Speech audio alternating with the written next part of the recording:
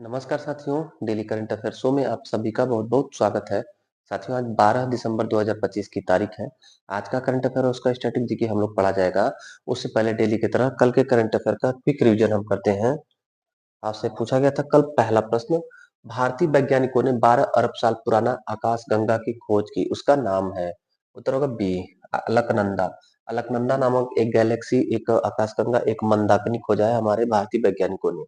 दूसरा प्रश्न था, भारत का पहला अंतरराज्यीय बाघ स्थानांतरण किस टाइगर रिजर्व में किया जा रहा है?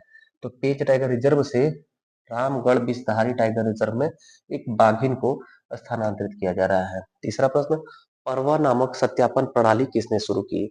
उत्तर सेबी ने। सेबी ने ब्रोकर के सत्यापन वेरिफिकेशन के लिए शुरू किया पर्व। चौथा था, भारत में C-130J सुपर हरकुलस विमानों का सबसे बड़ा एमआरओ सेंटर कहाँ स्थापित हुआ? उत्तर बी, बेंगलुरु में। पांचवा प्रश्न पूछा गया था, ग्लोबल ह्यूमैनिटेरियन अवार्ड से सम्मानित किया गया। ग्लोबल ह्यूमैनिटेरियन अवार्ड से सम्मानित किया गया सी अनंत अंबानी को वनतारा प्रोजेक्ट के लिए।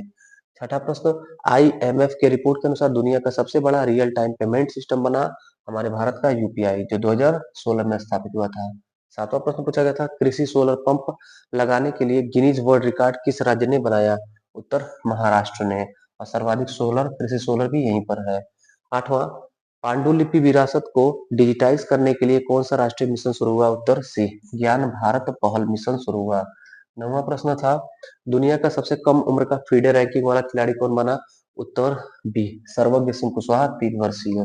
नौवां प्रश्न पूछा गया था, 10वां प्रश्न पूछा गया था, अंतरराष्ट्रीय भ्रष्टाचार रोधी दिवस मनाया जाता है 9 दिसंबर को। 9 दिसंबर को अंतरराष्ट्रीय भ्रष्टाचार रोधी दिवस। 11वां प्रश्न था, इंटेल के साथ सेमीकंडक्टर बनाने के लिए किसने समझौता किया? उत्तर ए, टाटा इलेक्ट्रॉनिक्स। टाटा इलेक्ट्रॉनिक्स ने अमेरिका के इंटेल के साथ सेमीकंडक्टर बनाने के लिए समझौता किया। ये था साथियों कल के करंट अफेयर का क्विक रिवीजन। अब पढ़ते हैं आज का करंट अफेयर। तो आज का पहला प्रश्न पूछा गया आपसे, 33वां दक्षिण पूर्व एशियाई खेल 2025 की शुरुआत कहाँ हुई? उत्तर बी, थाईलैंड में। थाईलैंड में साथियों 33वें क्रम का दक्षिण पूर्व एशियाई खेल 2025 शुरू हो गया है। दक्षिण पूर्व एशियाई खेल है 9 दिसंबर 2025 को थाईलैंड के बैंकॉक और चोनबुरी, इन दोनों जगहों से 33वां दक्षिण पूर्व एशियाई खेल का शुरुआत हुआ। उद्घाटन कहाँ हुआ? तो राजमंगला नेशनल स्टेडियम थाईलैंड से।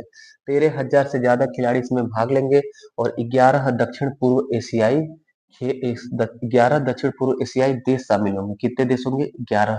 इसमें साथ में भारत हमारा नहीं है, क्योंकि दक्षिण पूर्व एशिया में हमारा भारत नहीं आता है। कुल पदक कितने होंगे? तो 50 पदकों का यह खेल खेला जाएगा। दूसरा प्रश्न पूछा गया है, चेक गणराज्य के दूसरे कार्यकाल के लिए प्रधानमंत्री बने? उत्तर ए, आंद्रेज बाबिश। आंद्रेज बाबिश साथियों चेक गणराज्य के प्रधानमंत्री अभी हाल ही में नियुक्त हुए, शपथ भी इन्होंने ले लिया। आंद्रेज बाबिश चेक गणराज्य, देखिएगा साथियों, आंद्रेस आंद्रेस बाबिज चेक गणराज्य के हैं। ये साथियों यहाँ पे नाम लिखा है, ये राष्ट्रपति हैं कहाँ के? चेक गणराज्य के। चेक गणराज्य के जो राष्ट्रपति पेट्र पावेल है, इन्होंने आंद्रेस बाबिस को शपथ दिलाया। पेट्र पावेल चेक गणराज्य के राष्ट्रपति, और ये आंद्रे बाबिस प्रधानमंत्री अभी नियुक्त हुए दूसरे कार्यकाल के लिए। सी ऑप्शन दिया है अनुतिन चानविराकुल, ये साथियों थाईलैंड के पीएम। ये पेंटागटान सिनावात्रा के बाद अनुतिन चानविराकुल थाईलैंड के प्रधानमंत्री बने। हरिनी अमरसूरिया साथियों श्रीलंका की प्रधानमंत्री है। हरिनी अमरसूरिया श्रीलंका के प्रधानमंत्री, अनुतिन चानविराकुल थाईलैंड के प्रधानमंत्री, आंद्रेज बाबिस चेक गणराज्य के प्रधानमंत्री। ये सब करंट का है साथियों। देखिएगा, चेक गणराज्य के अरबपति पॉपुलिस्ट नेता आंद्रेज बाबिस ने दोबारा प्रधानमंत्री पद की शपथ ली, यानी दूसरी बार वो बने। अनुतिन चानविराकुल थाईलैंड के प्रधानमंत्री, हरिनी अमरसूरिया श्रीलंका के प्रधानमंत्री। चेक गणराज्य का स्ट्रेटेजी के चेक गणराज्य की राजधानी है प्राग, और यहाँ की मुद्रा है कोरोना एस्का, और राष्ट्रपति हैं पेट्र पावेल, जिन्होंने शपथ दिलाया। और यह यूरोप महाद्वीप का देश है, यूरोप महाद्वीप में पड़ता है चेक गणराज्य। तीसरा प्रश्न है, तेलंगाना ग्लोबल समिट में कितने रुपए का निवेश प्रस्तावित हुआ? उत्तर होगा डी, 5.75 लाख करोड़ रुपए, यानी कि 6.25 लाख करोड़ रुपए तेलंगाना में एक ग्लोबल समिट हुआ है इन्वेस्टमेंट के लिए, निवेश अपने राज्य में प्राप्त करने के लिए। तो वहां पर 6.25 लाख करोड़ रुपए निवेश आकर्षित हुआ है, प्राप्त हुआ है। हैदराबाद में आयोजित हुआ, हैदराबाद में, यानी कि अगर पूछा जाए कि तेलंगाना का इन्वेस्टमेंट समिट कहाँ हुआ, इन्वेस्टर समिट कहाँ हुआ, तो हैदराबाद में। हैदराबाद में संपन्न हुआ तेलंगाना ग्लोबल समिट। इसमें 6.25 लाख करोड़ रुपए, यानी कि 5.75 लाख करोड़ रुपए निवेश इन्वेस्टमेंट प्राप्त हुआ। तेलंगाना के मुख्यमंत्री है वर्तमान में रेवंत रेड्डी, और तेलंगाना की राजधानी हैदराबाद। तेलंगाना का गठन 2 जून 2014 ईस्वी को तेलंगाना का गठन हुआ था। चौथा प्रश्न पूछा गया है, यकृत की बीमारी का पता लगाने के लिए एम-नैश नामक उपकरण एआई उपकरण किस देश ने बनाया? उत्तर सी, संयुक्त राज्य अमेरिका। अमेरिका ने लीवर की बीमारी का पता करने के लिए एक एक टूल बनाया, एआई टूल है एम नैश। एआई टूल किस बीमारी के लिए? यकृत की बीमारी के लिए। अच्छा, यकृत के बारे में थोड़ी बात हम लोग कर लें। यकृत को साथियों जिगर भी कहा जाता है, लीवर अंग्रेजी में कहा जाता है। शराब पीने से यही खराब होता है। जब पोस्टमार्टम होता है शरीर का तो यकृत का ही मेनली पोस्टमार्टम होता है, ताकि यकृत में जहर, शराब क्या पदार्थ से उस व्यक्ति की मृत्यु हुई है उसका कारण का पता लगता है। मानव शरीर का सबसे बड़ा मानव शरीर का सबसे बड़ा ग्रंथि यकृत ही होता है। और अगर अंग पूछा जाए मानव शरीर का सबसे बड़ा अंग, तब त्वचा वो उत्तर करिएगा। मानव शरीर का सबसे बड़ा ग्रंथि यकृत होता है। सर्वाधिक रीहील यानी कि सर्वाधिक पुनरुद्भवन की क्षमता किस शरीर के अंग में होती है? तो यकृत में होती है। यानी यकृत में चोट लगे, यकृत तुरंत रीहील कर लेता है। यकृत का जो मरम्मत होता है, टूट-फूट का मरम्मत होता है, पुनरुद्भवन क्षमता होता है, वो सर्वाधिक होता है शरीर में, और सबसे कम मस्तिष्क का होता है। मस्तिष्क में चोट लग जाए तो बहुत धीरे-धीरे वो रिकवर होता है, और यकृत बहुत तेजी से रिकवर होता है। यकृत साथियों 1200 ग्राम से लेकर के 1800 ग्राम तक होता है। महिलाओं का थोड़ा सा कम भार का होता है। अमेरिकी खाद्य एवं औषधि प्रशासन एफडीए ने एम नैश नामक एआई उपकरण लीवर की बीमारी, यकृत की बीमारी का पता लगाने के लिए बनाया। पांचवा प्रश्न पूछा गया है, क्रिकेट के तीनों फॉर्मेट में 100 विकेट लेने वाले पहले भारतीय क्रिकेटर बने हैं? जसप्रीत बुमराह, बुम बुम। तीनों फॉर्मेट का मतलब क्या हुआ कि टेस्ट टेस्ट और टी20 और ओडीआई। जो वर्तमान में 50 ओवर का होता है ओडीआई, पहले 60 ओवर होता था। यानी ये तीनों फॉर्मेट में 100 विकेट लेने वाले पहले भारतीय क्रिकेटर बन गए जसप्रीत बुमराह। और अगर पूछा जाए कि विश्व में कौन नंबर पे हो गए, तो विश्व में 5वें, और भारत में पहले ऐसे गेंदबाज हो गए जिन्होंने तीनों फॉर्मेट में 100 विकेट लिया है क्रिकेट में। तो बाकी 4 कौन है? टीम सऊदी, लसित मलिंगा, साकिबुल हसन और शाहीन शाह अफरीदी, ये बाकी 4 हैं, और 5वें ये बन गए। देखिए विश्व के 5वें और पहले भारतीय क्रिकेटर जो तीनों फॉर्मेट में 100 विकेट लेने का कीर्तिमान बनाए, जसप्रीत बुमराह। छठा प्रश्न पूछा गया, टाइम मैगजीन के सीईओ ऑफ द ईयर 2025 प्राप्तकर्ता बने? उत्तर नील मोहन। यूट्यूब के वर्तमान में जो सीईओ है साथियों, जिस प्लेटफॉर्म पे आप देख रहे हैं, उसके सीईओ है नील मोहन, और ये हमारे भारतीय मूल के हैं, इंडियन ओरिजिन के हैं नील मोहन। सामने तस्वीर दिख रही है। विश्व की सबसे प्रतिष्ठित पत्रिका टाइम मैगजीन के अनुसार सीईओ ऑफ द ईयर 2025 बने नील मोहन साहब। देखिए 2023 में यूट्यूब के सीईओ बने थे नील मोहन जी, जो हमारे भारतीय मूल के हैं। इनको टाइम पत्रिका का प्रतिष्ठित सीईओ ऑफ द ईयर 2025 सम्मान प्रदान किया गया। यूट्यूब का स्ट्रेटेजी के यूट्यूब का गठन 14 फरवरी 2005 को हुआ था। 14 फरवरी 2005 को। इसके संस्थापक 3 लोग, 3 संस्थापक कौन कौन? जावेद करीम, चार्ड हर्ले और स्टीवन चेन। यूट्यूब का हेडक्वार्टर कहाँ पर है? सैन ब्रूनो, कैलिफोर्निया, अमेरिका में। अमेरिका के कैलिफोर्निया के सैन ब्रूनो में यूट्यूब का हेडक्वार्टर स्थित है। सातवां प्रश्न पूछा गया है, ग्लोबल एआई कॉन्क्लेव का आयोजन किसके द्वारा किया जाएगा?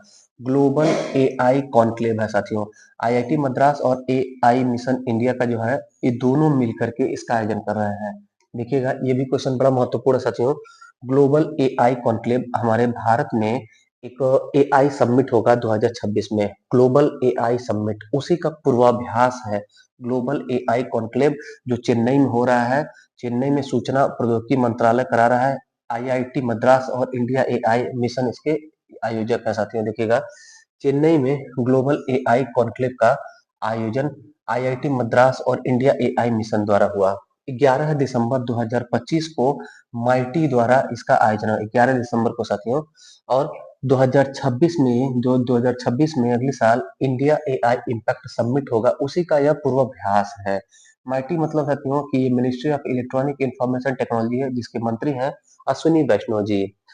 इंडिया एआई इम्पैक्ट समिट जो 2025 में 2025 में साथियों 2026 होना चाहिए।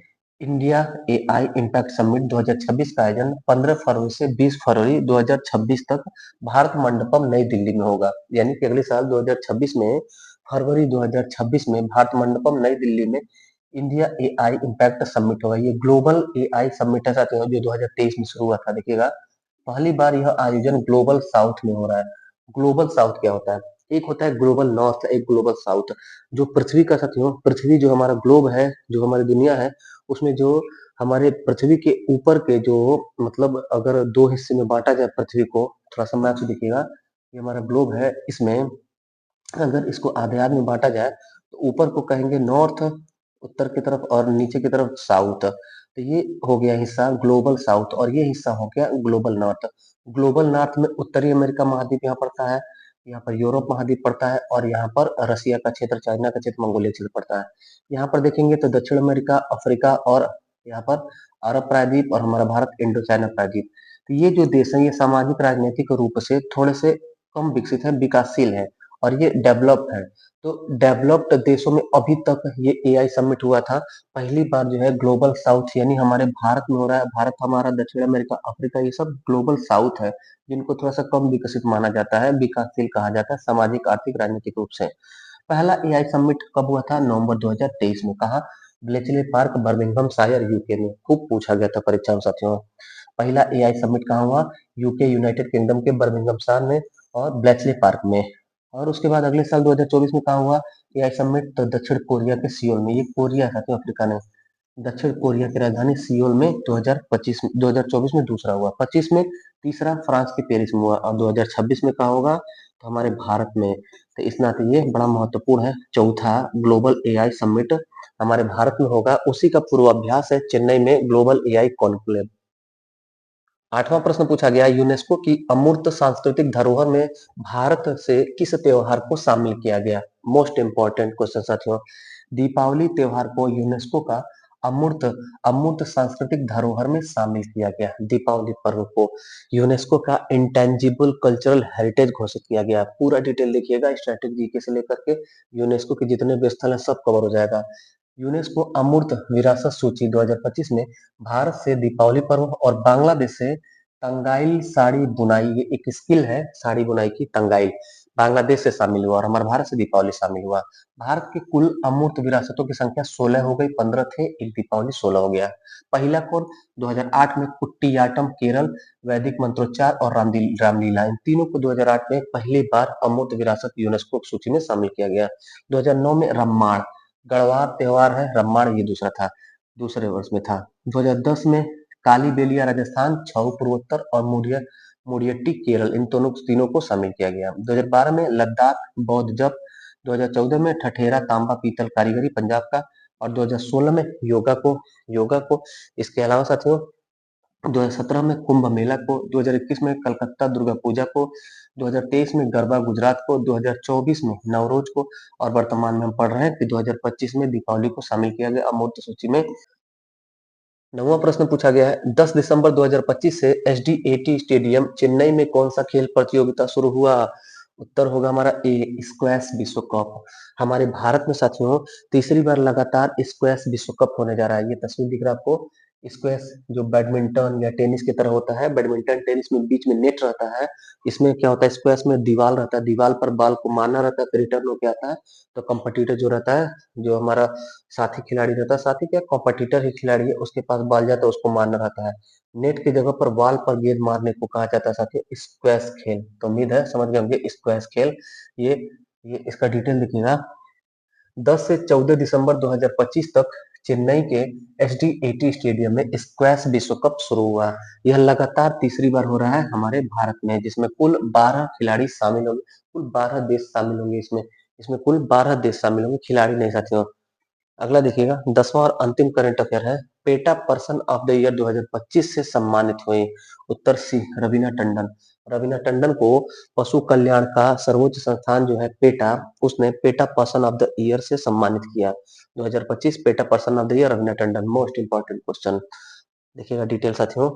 पशु कल्याण की संस्था पेटा जो 1980 में स्थापित हुई, 1980 से इसने इसने PETA person of the year चुनना शुरू किया। हमारे देश से कई महिलाएं, कई सेलिब्रिटीज चयनित हुई हैं। 2025 में रवीना टंडन, इनको मीट फ्री जीवन शैली, मतलब मांस मछली ये सब नहीं खाती हैं, मीट फ्री जीवन शैली और कुत्ते बिल्ली और अन्य पशुओं को गोद लेने के कारण यह सम्मान मिला।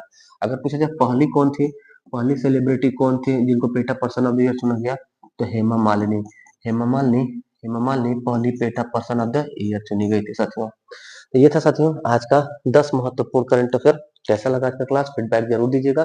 जो साथी पहली बार चैनल पर विजिट किए उन सभी का हृदय की गहराई से स्वागत है। अपने चैनल से जुड़ जाइए। चैनल पर आपको डेली करंट अफेयर मिलता है।